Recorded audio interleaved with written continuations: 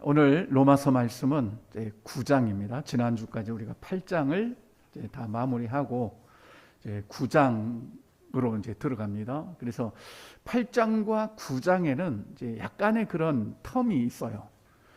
이 텀이라고 하기보다는 새로운 국면으로 또 들어가게 됩니다.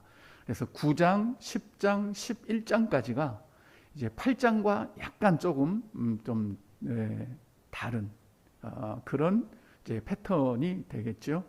그러니까 8장까지는 우리가 정말 정점까지 갔습니다. 그 최고의 정점이 뭐였죠? 우리가 하나님의 자녀로 나타나는 것이 최고의 영광이고, 또 우리는 그것을 소망하고 있을 뿐만 아니라 이제 모든 피조물들도 고대하고 있는 유일한 사실이다라는 것을 말씀을 했습니다. 8장까지가. 그래서 8장은 그 정점이고, 그 다음에 9장은 그런데 왜 이렇게 다시 어떻게 보면 처음부터 또 시작하는 그런 느낌이 조금 있습니다. 자, 왜 이제 바울이 그런 논조로 지금 이 로마서를 끌고 가는지 우리가 한 번 더 이 9장을 통해서 살펴보도록 하겠습니다. 자, 그러기에 앞서 우리가 이제 앞에서부터 조금 거슬러 가보면, 여러분 7장은 오호라, 나는 공고한 사람이다 는 거였죠.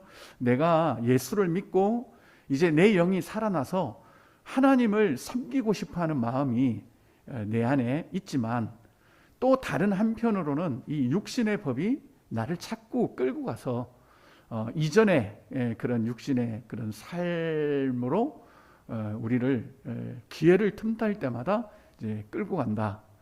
자, 그러면서 이제 7장, 이 공고한 사망의 몸에서 누가 나를 이제 건져내겠느냐, 이러면서 이제 마무리를 하죠. 그렇지만 이 바울은 그에 대한 답을 분명히 가지고 있습니다. 그 답이 뭐였죠? 나는 예수 그리스도로 말미암아 나는 아버지 하나님께 감사한다. 왜냐? 내가 비록 그렇게 마음으로는 하나님의 법을 섬기기를 원하고, 또 반대 육신으로는 이 육신을 섬기기를 원하는 그런 곤고한 사람일지라도 결코 나를 정죄할 수가 없다라는 겁니다. 그것은 예수 그리스도가 나를 죄와 사망의 법에서 해방했기 때문에 결코 정죄는 없다라는 것을 말하면서, 내가 비록 그렇게 공고한 사람이지만 나는 믿는다는 거죠. 뭘 믿죠? 모든 것을 합력하여 선을 이루시는 하나님을 믿는다는 거죠. 나는 하나님을 사랑하는 자요, 그 뜻대로 부르심을 입은 자이기 때문에 하나님은 내 인생 영역에서 모든 것을 합력하여 이제 선을 이루는데, 그게 그 선이 뭐냐라고 할 때 우리를 아들 되게 하시는 그런 하나님의 일을 끝내는 이루실 거다.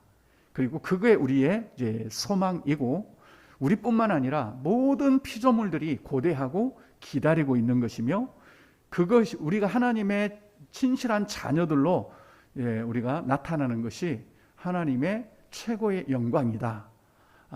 이 일이 이루어지기까지 하나님이 합력하여 선을 이루어 가실 건데, 이 하나님이 행하시는 일에는 어떤 것도 그 하나님의 사랑에서 끊을 수가 없다.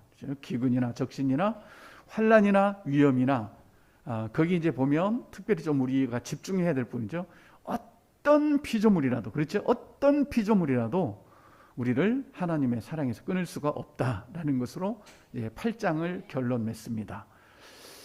그러니까 피조물은 하나님이 하시는 일에 조금도 어떻게 그 영향을 미칠 수가 없어요. 오직 하나님만이 이 모든 것을 주관해 가신다는 이야기입니다. 이렇게 그 영광의 정점에 서서 우리도 이 8장을 끝내면서 8장을 다 읽고 나면, 와, 그래야 돼요. 그렇구나. 지금 내 주변에서 뭐 얼씬거리고 있고 으르렁거리고 있는, 뭐 심지어 기근, 적신, 위험, 칼, 또 고난, 고통, 미움, 억울함, 이런 것들이 있지만, 이게 결코 하나님의 사랑에서는 나를 끊을 수가 없구나. 그러면서 그 영광의 소망의 그런 기쁨 가운데 이제 우리가 있는 거죠. 그러면서 이제 9장으로 이제 넘어옵니다. 그런데 내가 지금까지 한 말은 다 진짜다. 진짜 참말이다. 참말. 1절에 보니까 나 거짓말 하는 게 아니라 이게 참말이다. 이거는 내가 하는 말이 아니라 내 안에서 성령이 증언하는 거다. 난 지금까지 참말을 했지 이제 거짓말은 안 한다. 이게 진짜라는 거, 진짜. 자, 그러면서 그런데 왜 이 나의 유대 민족은, 나의 동족들은 이 예수를 거절하는가? 자, 이런 문제를 접근하면서 이 유대인들이, 유대 동족이 이걸 진짜 모르고 있다라는 것을 말씀하고 있습니다.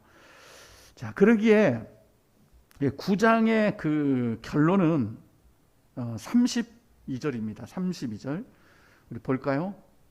자, 9장 32절 자, 같이 읽겠습니다. 시작. 어찌 그러하냐? 이는 그들이 믿음을 의지하지 않고 행위를 의지함이라. 부딪힐 돌에 부딪혔느니라. 아멘. 믿음을 의지하지 않고 행위를 의지했다. 우리의 동족들이. 그러니 이 영광스러운 이 복음을 그들이 거절하고 오히려 대적으로 그렇게 이제 예수 믿는 자들을 이제 핍박하고 있다라는 것을 9장 전체에서 말합니다. 그러니까 9장에서 말하는 것은 뭐 유대인들이 뭐 잘못됐다 뭐 이런 말이 아니라 지금까지 바울이 말한 이 모든 것을 이루는 것이 바로 믿음이라는 것을 바울은 강조하고 싶은 겁니다. 그래서 나의 동족도 그런 믿음을 좀 가지고 이런 하나님의 영광과 그런 소망의 구원을 좀 받았으면 좋겠다, 그런 거죠. 그러니 이 바울이 볼 때 그냥 유대 민족을 볼 때 자신의 동족이고 내가 믿는 예수를 좀 믿었으면 좋겠는데 왜 안 믿나? 단순한 이런 그런 게 아니에요. 뭐 어떤 뭐 다른 사람들은 그 동족에 대한 긍휼 이러 그런데 저는 그렇게 안 봅니다. 이 바울이 자신의 동족에 대해서 그런 마음을 가질 수 있었던 것은요, 그런 뭐 긍휼한 마음이라든지 그런 게 아니고 이 바울이 너무 큰 하나님의 영광을 보았기 때문에 그런 거예요. 여러분, 우리가 이 사람이 불쌍해 갖고 막 어디 가면 식당 있다 그래야 하지 않았잖아요. 그런데 내가 진짜 맛있는 음식을 먹었어요. 야, 이건 진짜 맛있다. 그러면 야, 저 사람도 좀 저걸 먹어봤으면 좋겠다. 뭐 이런 게 있잖아요. 그래서 야, 어디 가봐라. 그 정말 맛있다. 이렇게 할 수가 있는 문제죠. 그러니까 바울도 마찬가지예요. 그 하나님의 영광에 대한 소망을 지금 8장에서 보았잖아요. 그러니까 그걸 아는 이 바울이기 때문에, 바울이 그걸 알기 때문에 자신의 동족을 바라볼 때 너무 안타까운 겁니다. 이게 너무 안타까워서 내 동족도, 내 유대 동족도 좀 그렇게 됐으면 좋겠다라는 거죠. 어떻게요? 저들이 그 행위를 좀 의지하지 않고 진짜 믿음을 의지해서 이 하나님의 영광에 함께 참여했으면 좋겠다. 이런 마음을 바울이 지금 피력한 겁니다. 그러니까 우리가 뭔가를 이야기할 때도 우리는 뭐 이렇게 복음의 예수의 증인입니다. 이렇게 해서 막 우리는 사실 훈련받고 막 이게 뭐 선교하러 가거나 그런 게 아닙니다. 바울이 뭐 훈련받고 지금 이거 하나요? 아니잖아요. 더 중요한 것은 그 하나님의 영광을 완전히 꿰뚫어 보잖아요. 우리도 마찬가지예요. 우리도 진짜 이 하나님의 영광, 우리가 하나님의 자녀 된다는 것이, 그리고 하나님의 자녀로 결국 맨 인류 역사의 마지막에 우리가 하나님의 자녀들로 나타난다는 것이 얼마나 영광이고 지금 이 시대를 살아가는 우리에게 소망의 인내가 되는지를 아는 사람은 그냥 이렇게 넘어갈 수가 없는 거예요. 바울처럼 내 동족, 내 또 친족들, 또 주변 사람들, 그들에게 내가 너무 귀한 것을 또 경험하고 또 알고 또 보았기 때문에 그걸 그냥 지나칠 수 없는 거예요. 자, 그런 느낌이 바로 9장이라고 보시면 됩니다. 그래서 너무 안타까우니까 이제 9장 전체에서 이삭의 이야기를 하죠. 봐라, 이삭을 통해서 난 자라야 그건 진짜 하나님의 자녀가 되는 거다. 이렇게 말씀하죠. 왜냐하면 뭐 유대인들에게는 구약을 통해서 호소하는 것이 가장 빠르고 정확하기 때문에 그래요. 자, 그러면 이삭을 통해서 난 자라야 이제 하나님의 자녀가 되는 것은 무슨 의미입니까, 그게? 네. 그러니까 이삭은 오직 믿음으로 얻은 아들 아닙니까? 아브라함과 하와가 다 완전히 이제 죽은 자가 되었는데, 이건 뭐 믿음이 아니면은 아들을, 이삭을 낳을 수 없는 상황입니다. 그래서 하나님은 25년을 기다렸죠. 왜 기다렸어요? 아브라함이 죽기를 기다린 거죠. 그러니까 이삭 얻으려고 아브라함이 25년 기다린 게 아니고 하나님이 아브라함을 완전히 아브라함이 죽기까지 기다리신 거죠. 여러분, 지금도 하나님은 우리가 죽기를 기다리고 계십니다. 그러니까 우리가 바닥바닥 살아있으면 하나님은 더 오래 기다리실 거예요. 막 25년이 뭐야? 막 35년도 기다리시고 그럴 거예요. 그래야 우리가 죽어야 하나님이 일하시잖아요, 결국. 아니, 아브라함이 한 뭐 70세 때, 80세 때 하나님이 이삭 줬어 봐. 그냥 지 힘으로 낳았다 그러지. 이거 뭐 우리가 낳은 아들인데요. 어떻게 전적으로 하나님이 주셨다고 할 수 있겠어요? 네. 그러니까 지금은 우리가 그런 상황이라는 거예요. 우리가 어떤 그 하나님의 일을 그냥 우리 힘으로 이루어내려고 하는, 그래서 거기에는 야곱의 이야기도 있습니다. 그렇죠? 야곱의 이야기라든지 또 뭐 이제 구약으로 가면 그런 케이스들이 많아요. 하나님이 약속하신 것을 야곱 지가 막 이루겠다고 거짓말 치고, 그리고 막 이 장자권 삥 뜯고 막 그러잖아요. 결국은 어디까지 하나님이 가만 내버려 둡니까? 그 야복강에서 이제 씨름하다가 이 환두뼈가 나가서 이제는 야곱의 힘으로는 뭔가 할 수 없을 그때까지 하나님은 기다리시는 거죠. 그 세월이 20년이 넘잖아요. 또 그러니까 성경을 우리가 잘 봐야 돼. 그렇죠? 모세를 기다린 것도 마찬가지죠. 모세가 지 힘으로 동족 때려 죽이면서 어떻게 해볼까 했는데 아닌 거죠. 강야로 가버렸죠. 거기서 40년 동안 죽은 거예요. 얼마나 죽었죠? 나 이제 말도 못합니다 할 때까지 죽어버린 거죠. 이 모세가. 그때 하나님이 모세를 불러서 사용하는 겁니다.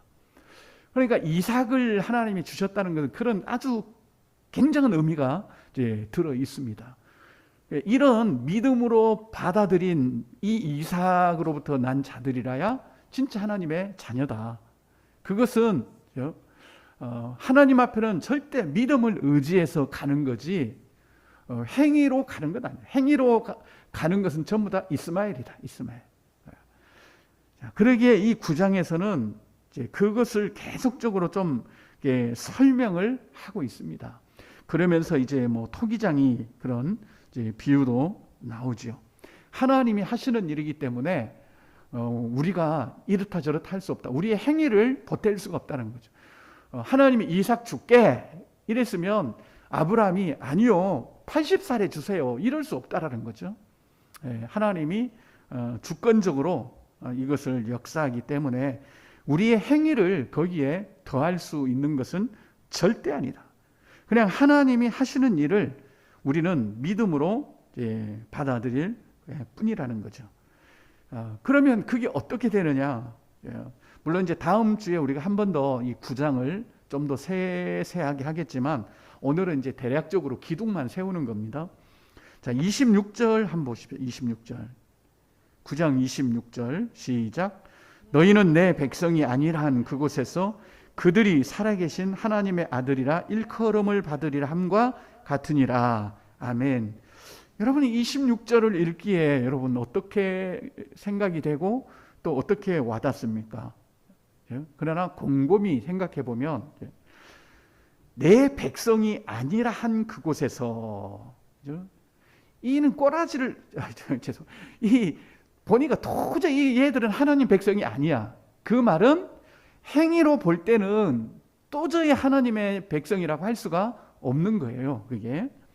그런데도 그들이 어디서 그곳에서 그들이 뭐 왕궁을 옮긴다든지 그런 게 아니라 바로 그곳에서 살아계신 하나님의 아들이라 일컬음을 받으리라. 이건 굉장한 겁니다, 여러분.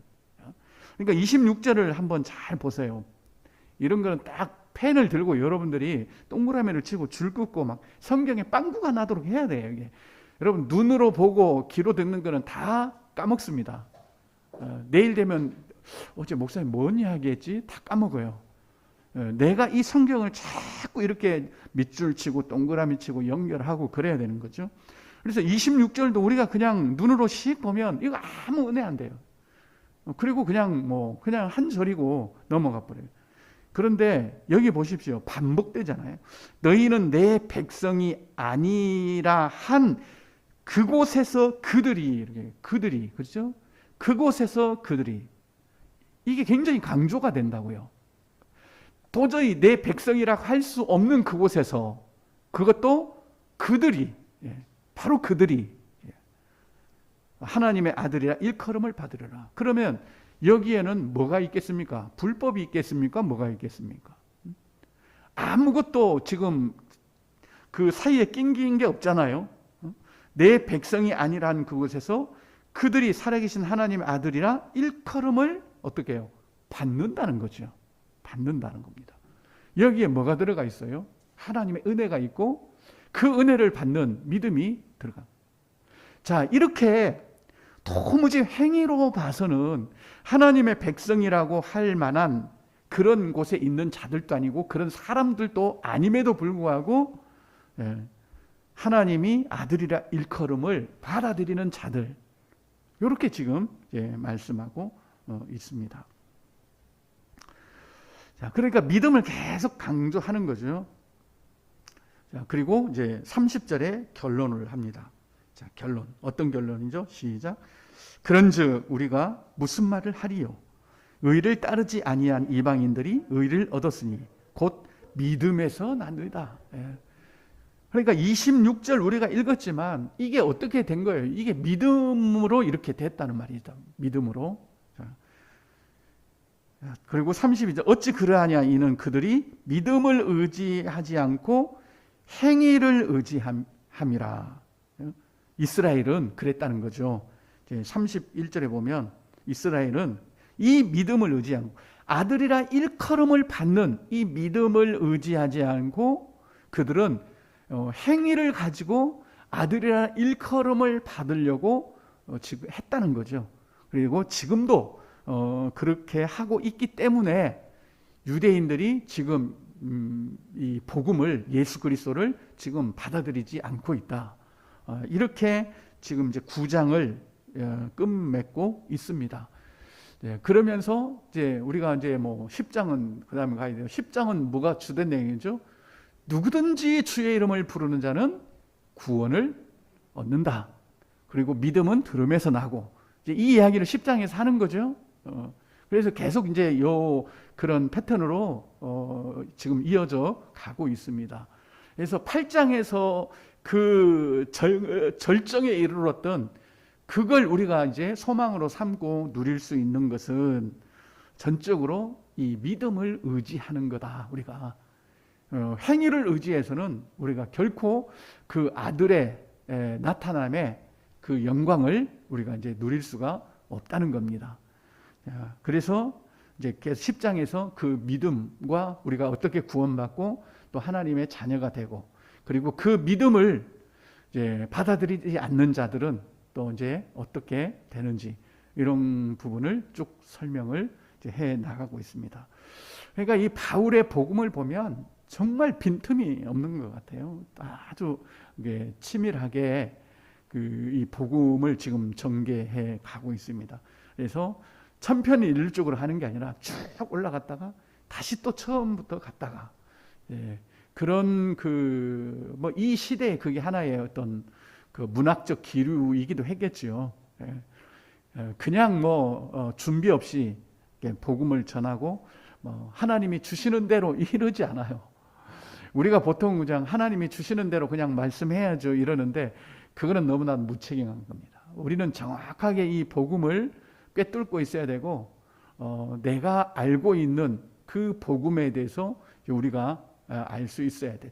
여러분 우리는 스피커가 아닙니다. 스피커는 뭐예요? 그냥 선 따라 쭉 오는 것을 받아서 그냥 말하는 우리는 스피커가 아니라 메신저들입니다. 메신저는 그의 인격과 그의 어떤 이런 성품 이런 게 다 종합되어서 이제 나오는 거죠. 그래서 우리가 스피커처럼 줄줄줄줄 외운다든지 아니면 또 이렇게 나는 가만히 있고 하나님이 내 입술을 통해 말씀하십시오. 그러죠. 보통 옛날에 이 종은 감춰 주시고 이러는데 하나님은 우리를 통해서 하십니다. 그래서 바울도 이 편지를 쓰기에 얼마나 고심했겠습니까? 그래서 하나님이 주시는 대로 이랬다 저랬다는 게 아니라 철저한 그런 논리와 설득력을 가지고 하고 있기에 우리 역시도 동일하게 우리가 이 복음에 대해서 또 하나님의 구원에 대해서 또 하나님이 최종적으로 이루실 일에 대해서 우리도 정확하게 좀 정리를 할 필요가 있습니다. 내가 그걸 알고 있지 못하면 그냥 횡설수설 할 수밖에 없잖아요.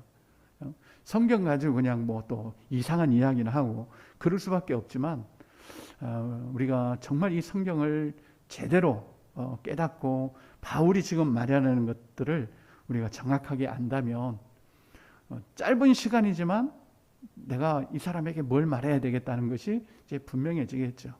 자, 그런 의도에서 우리가 로마서를 이번 연도에 그냥 한 30독이라도 해보자.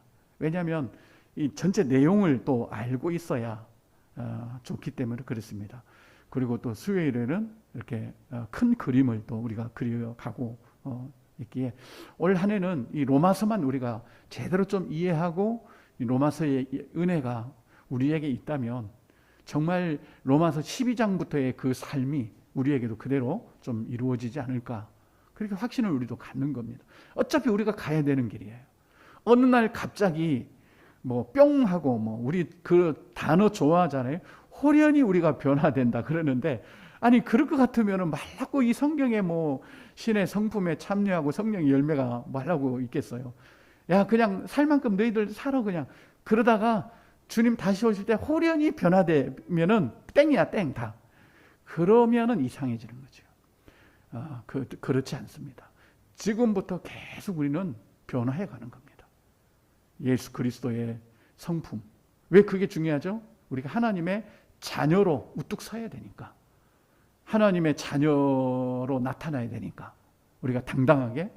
자, 그래서 매일매일 그런 하나님의 성품을 우리가 가진 자녀로 성장해 가고 또 변화되어 가고 말이나 행동이나 또 목적이라든지 이런 부분에서 조금씩이라도 그런 변화와 성장이 우리에게 요구되고 있는 거죠. 복음을 알기 때문에 우리가.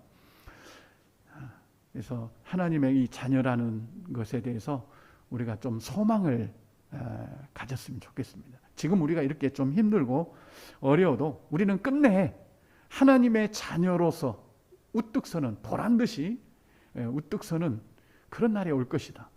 지금 이 모든 것들은 다 일종의 거푸집이라 그랬잖아요.